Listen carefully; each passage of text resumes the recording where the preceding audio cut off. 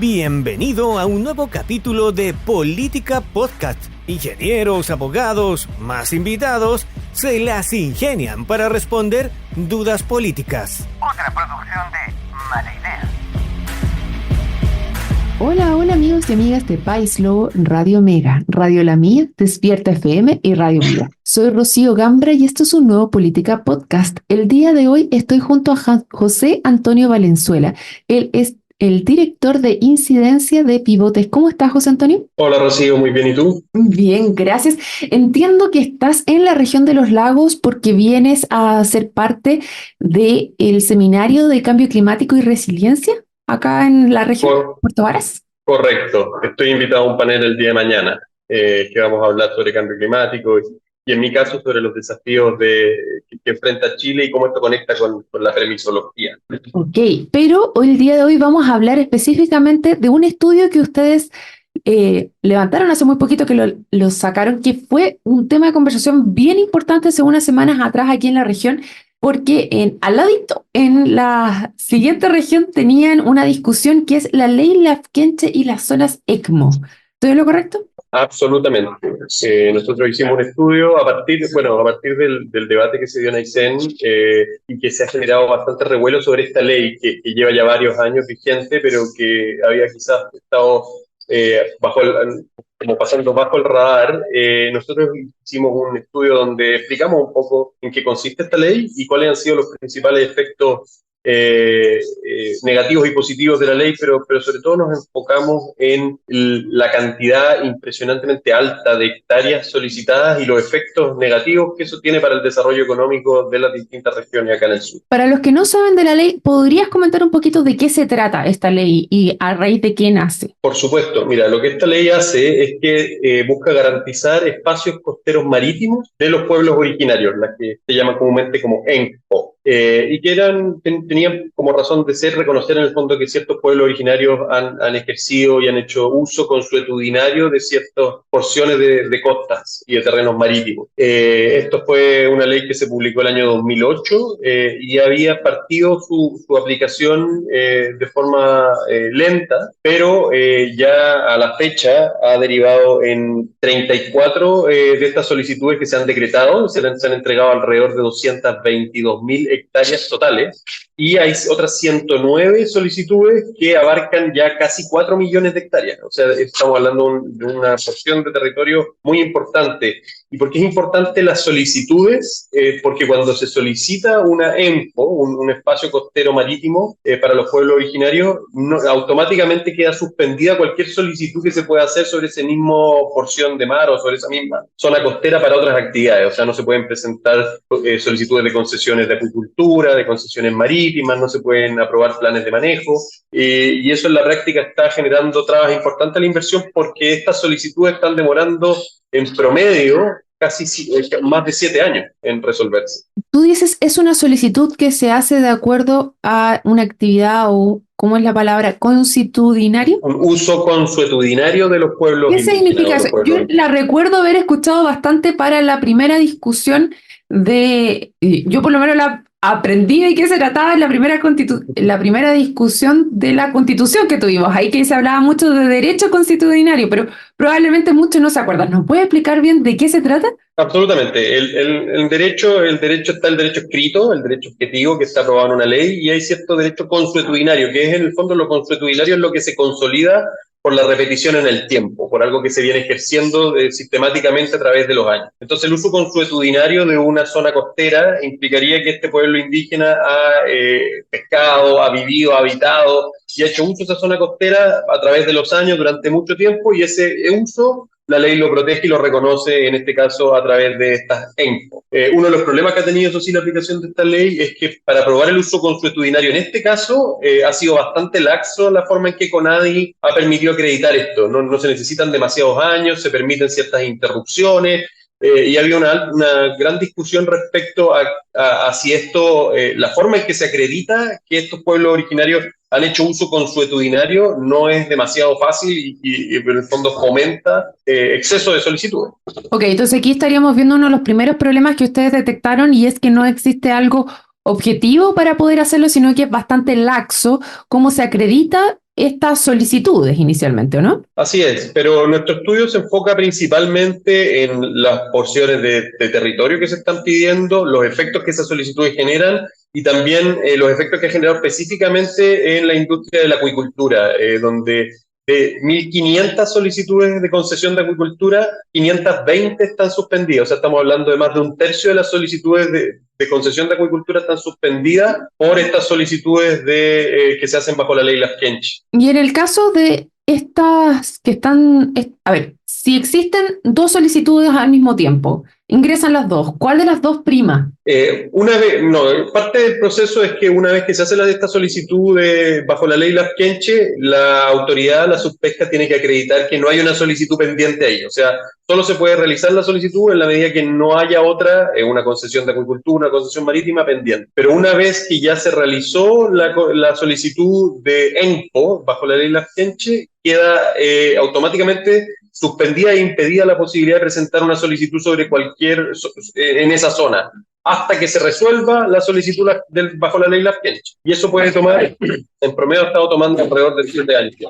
Ok, entonces una vez que se ingresa una de estas solicitudes y no hay otra pendiente, entonces ahí entra recién a tomar la decisión. ¿Y quién toma la decisión si se acredita o se entrega esta licitación o no? O sea, en el proceso de ley Lafkenchi participan distintas autoridades. En primer lugar, la CONADI tiene que acreditar el uso consuetudinario. También está la subpesca, que tiene que acreditar que no hayan otras solicitudes superpuestas en la misma zona. Luego entra una institución que se llama una junta de borde costero, como Comisión Regional de Uso del Borde Costero, que fue la que de hecho resolvió este caso en Aysén, y la Subsecretaría de las Fuerzas Armadas. Todas cumplen un rol y los distintos procedimientos que contempla la ley deberían durar como máximo 2 años. Uno de los problemas adicionales que está teniendo la ley es que estos plazos no se están cumpliendo. Para las solicitudes otorgadas, el plazo promedio ha sido de 5 años, y para las que están todavía en trámite vamos en un promedio de 7 años y medio, y hay algunas solicitudes que han tomado hasta 12 años. Eso quiere decir que en esa zona costera no se puede hacer absolutamente ninguna actividad económica durante 12 años. Claro, y ahí hay un gran problema. ¿Y ustedes pudieron detectar por qué la demora en la resolución de las peticiones? Bueno, uno de los principales problemas es que los plazos que establece la ley no tienen sanciones. Y el único plazo que sí tiene sanciones es un trámite específico, pero que la sanción es que si no se falla a tiempo se otorga la ENPO. En el fondo es un silencio positivo que va en favor de los pueblos originarios, pero no hay ningún plazo que permita a quienes tienen interés de llevar una actividad económica en la zona, que transcurrido un cierto tiempo eso se le ponga pausa o se le ponga término a la solicitud de ley Lafkenchi y se pueda avanzar en una concesión de acuicultura, una concesión marítima.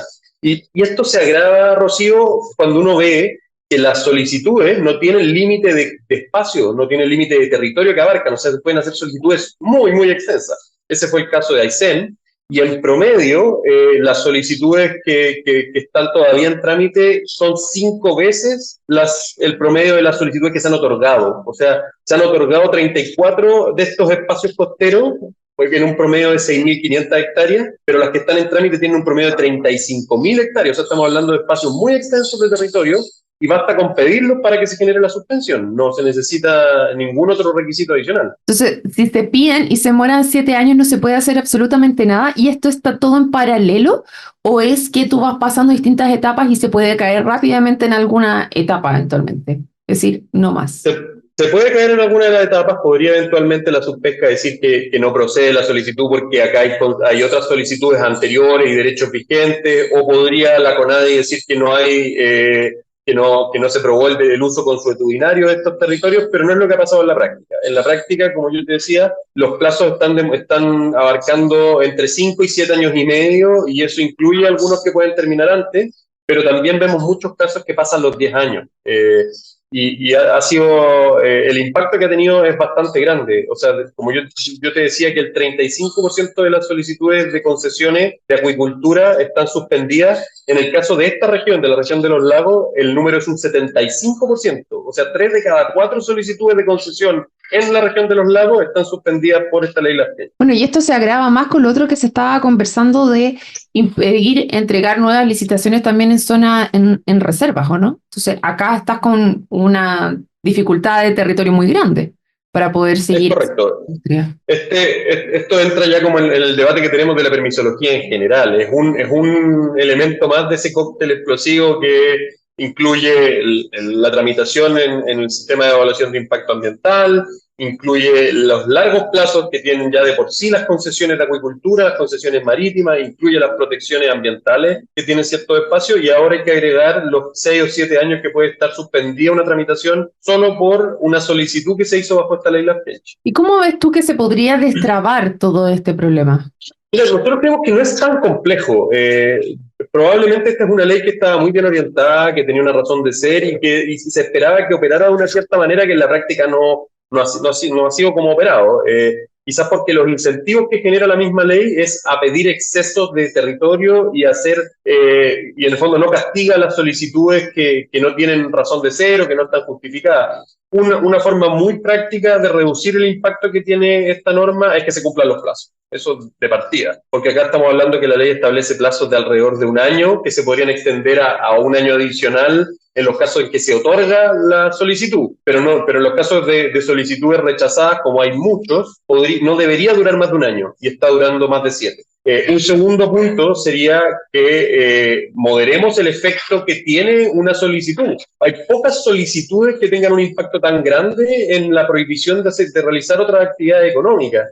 Uno podría encontrar una cierta forma en que estas solicitudes puedan correr por vías paralelas y que queden suspendidas quizás las solicitudes de acuicultura hasta que se resuelva esto, pero que no se impida que avancen, que es lo que está pasando en la práctica. Y creo que quizás una medida final sería también poner ciertos límites al espacio que se puede solicitar. O sea, lo que vimos en Aysén es quizás el ejemplo ya más burdo y más exacerbado, pero acá si nosotros miramos un mapa, acá la subpesca tiene un mapa muy bueno, se puede ver que prácticamente todo el borde costero de la región de los lagos, pero también de la región de los ríos, de la Araucanía, está pedido bajo la ley Lafkenche. Casi todo, hay muy pocas zonas que no están o pedidas u otorgadas dentro de esta ley. Y el incentivo es a pedir mucho. Primero porque bloqueas otro tipo de proyectos. O sea, si yo soy alguien que me quiero oponer a un proyecto, tiene mucho sentido hacer una solicitud lo más amplia posible. Y segundo, porque en pedir no hay engaño y muchas veces se entrega. Si yo pido mucho, tengo más posibilidades de que el resultado final sea una superficie considerable de hectáreas. Entonces, aquí hay un gran problema porque si casi todo está pedido, no tendríamos posibilidad de nuevas inversiones a nivel local. Están muy restringidas, al menos en términos de acuicultura, de puertos, concesiones marítimas. Los puertos requieren concesiones marítimas, y para la aprobación de planes de manejo nuevos está muy restringido, y esto está siendo un obstáculo importante al desarrollo de la zona sur. Pues Antonio, ¿tú pudiste ver qué impacto o qué efecto tuvieron aquellas zonas que ya han sido entregadas? Porque tú me mencionabas que habían algunas zonas que ya se entregó esa concesión y que están vigentes. ¿Se ha visto cuál ha sido el impacto de aquellas que ya se han otorgado? Sí, nuestro estudio no entra en profundidad en cómo ha sido la operativa práctica de estas ENCO ya otorgadas. El procedimiento implica que la autoridad tiene que aprobar un plan de manejo para cada una de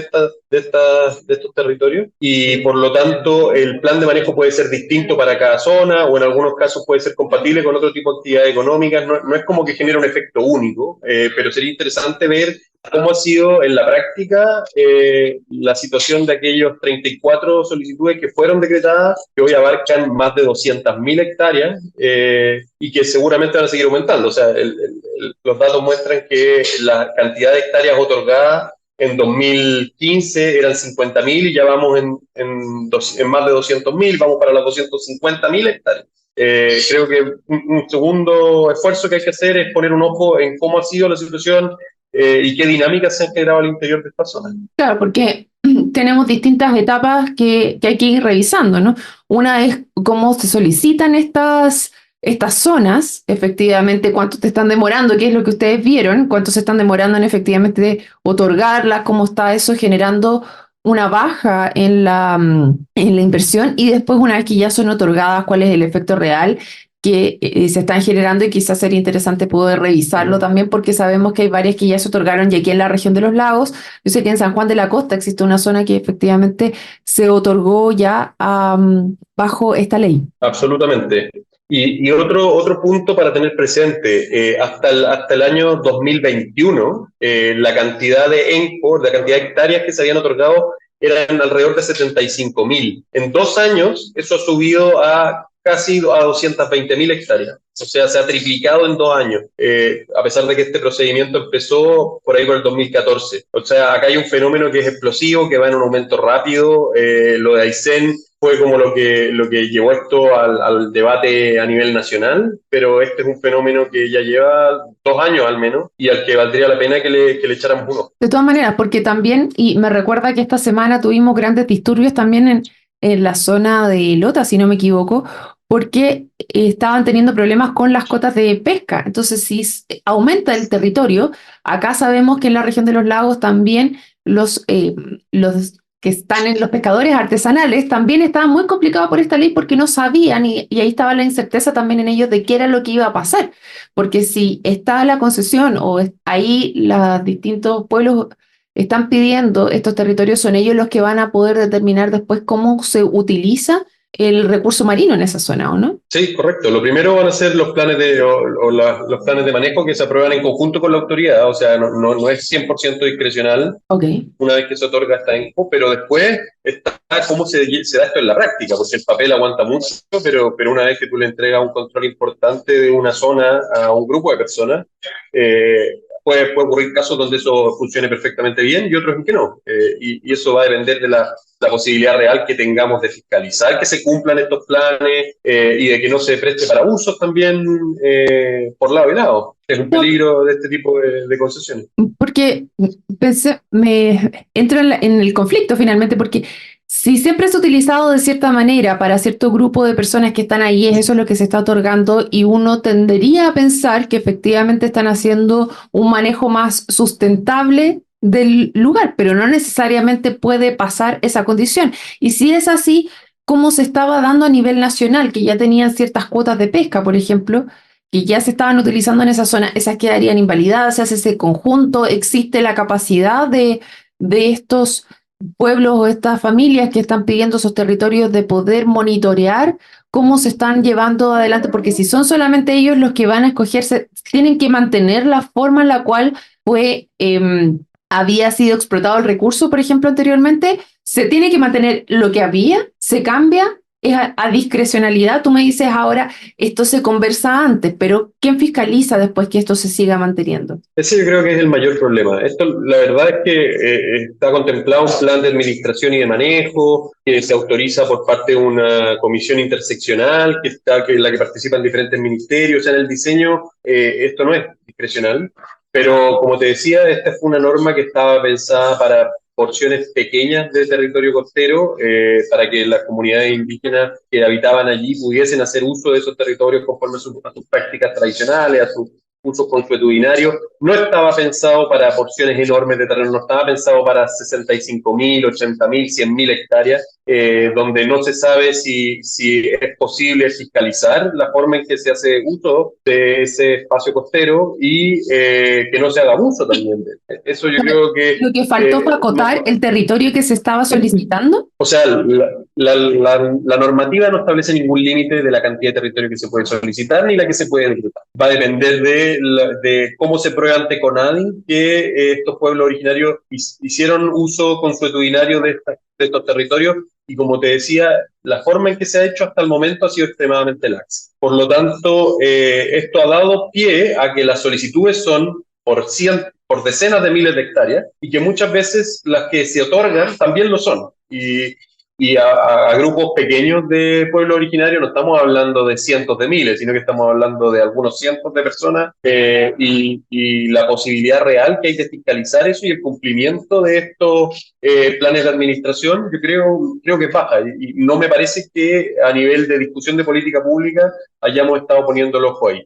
Eso mismo te quería preguntar ahora. Les recuerdo que estoy hablando con José Antonio Valenzuela, director de incidencias de Pivote.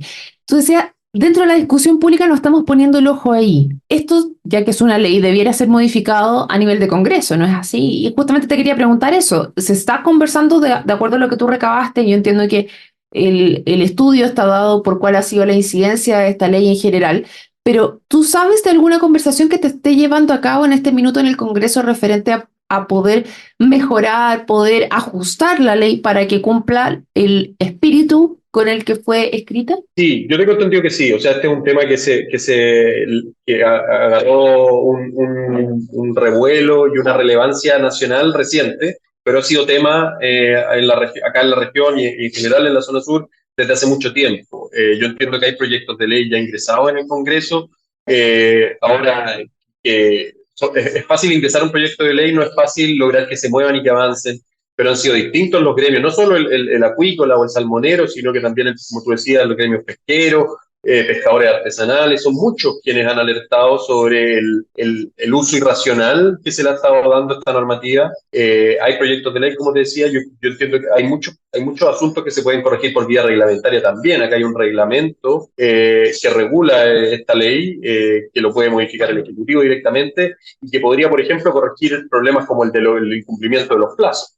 Bastaría con que los plazos se cumplieran para acotar en gran medida el problema que se está generando por las suspensiones y pasar de suspensiones de 7 años a suspensiones de 1 año.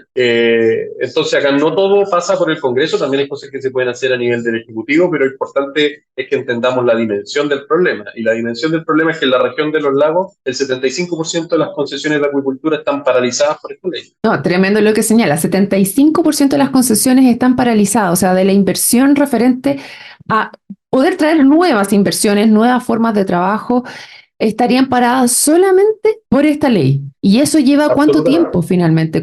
Porque estamos hablando de hasta 7 años de concesiones que no, o sea, de suspensiones y que no se puede llevar adelante estos proyectos. Y el dato de los tiempos lo tenemos a nivel nacional, y a nivel nacional es 7 años y medio.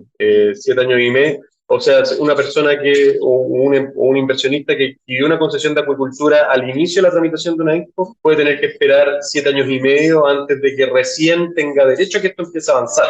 Porque después hay una serie de complejidades del proceso de una concesión de acuicultura que alargan los plazos. No son solo 7 años y medio, pero estos 7 años y medio son muy fácilmente evitables. Y claro, ¿tú has tenido posibilidad de conversar con el gobernador Vallespín para saber si está haciendo algún lobby, algo por el estilo, alguna gestión para poder disminuir y mejorar los plazos finalmente, que tú señalas que sería lo más prudente y lo más rápido para poder hacer y que pudiéramos tener mayor inversión a nivel regional? No he podido conversar con el gobernador, sé que va a ser uno de los expositores en este seminario en el que yo estoy invitado a presentar, así que espero que ahí se presente la oportunidad que podamos conversar sobre este tema, que es tan importante para la región y a nivel país sobre todo, porque hoy es un problema focalizado en el sur, pero nada asegura que sea así. Y que tengamos las costas chilenas paralizadas de inversión es un problema a nivel nacional. José Antonio, ¿la ley Lafkenche incluye solamente el pueblo Lafkenche o también se expande a todos los pueblos originarios? Cualquier pueblo originario. Se llama así, la verdad que ese no es el nombre real de la ley, ese es como el nombre de fantasía que quedó, pero cualquier pueblo originario que pueda aprobar un uso consuetudinario de zonas costeras puede hacer la solicitud y puede obtener una declaración. Ya, entonces esto es bastante más amplio y es muy interesante. ¿Y por qué llama al gobernador, siendo él acá una de las figuras más importantes que tenemos para poder hacer presión sobre el Ejecutivo para que pudiera avanzar? Porque los otros serían los senadores que quizás pudieran generar un cambio o que es en el reglamento para avanzar en esta permisología. José Antonio, se nos está acabando el tiempo. Te dejo unos minutos finales para que puedas dirigirte a nuestra audiencia. Sí, yo creo que sobre todo el llamado es a que por los dos lados, ¿no? Por la permisología y también respecto al sector mismo de la acuicultura, podamos avanzar. La verdad es que la acuicultura del año 2023 fue la primera exportación no minera del país, y creo que hay muchas veces un cierto complejo en decir de forma decidida que queremos avanzar en hacer crecer la industria. Ese complejo no lo ha tenido Noruega, por ejemplo, un país con altísimos estándares ambientales, pero que tomó la decisión de quintuplicar su producción de salmones en el corto plazo. Mientras tanto, nosotros tenemos el nivel de concesiones está bajando sistemáticamente todos los años. La ley Lafkenche es uno más de los frenos que está impidiendo crecer a esta industria y otras. y el llamado es a que le tomemos el peso y a que nos hagamos cargo del problema, porque eso se traduce en calidad de vida de su gente, de las personas que viven acá en la región, y si no se hace nada, puede que cuando por fin nos decidamos hacer algo ya sea demasiado tarde. Entonces hay que tomarse en serio el problema y hay que tomar acciones decididas para revertir la situación de estancamiento que estamos. Perfecto. Y Bueno, nosotros, sobre ese tema de la industria de la agricultura en particular, tenemos un estudio también muy interesante que complementa lo que conversamos aquí y que está en la página web de Pivotes, en pivotes.cl. ¿cómo se llama el estudio, José Antonio? Se llama una radiografía de... A ver, espérame. Una radiografía de la salmonicultura chilena. Está publicado en la página web de Pivotes en la sección Evidencia. Y mostramos un poco la situación de estancamiento que vive la industria y cómo el principal competidor chileno, que es Noruega, está haciendo exactamente lo contrario. Cada año crecen sus concesiones de acuicultura y pretenden multiplicar su industria y su producción.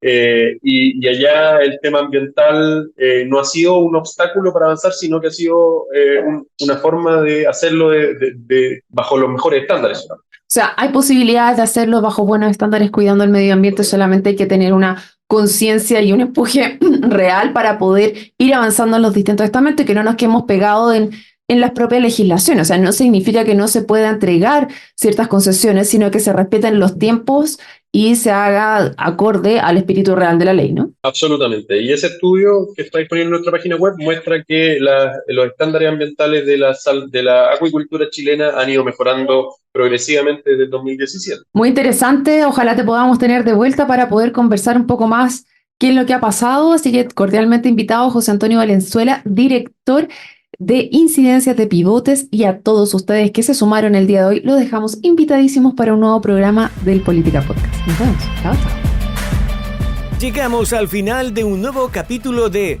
Política Podcast, donde ingenieros y abogados, más invitados, se las ingenian para responder dudas políticas. Nos puedes encontrar en Spotify, Google Podcast, iTunes o donde escuches podcast. Por supuesto también en nuestro sitio web, sección podcast. Feliz si compartes nuestro contenido y nos recomiendas. De antemano, muchas gracias y nos reencontramos en un nuevo capítulo de Política Podcast.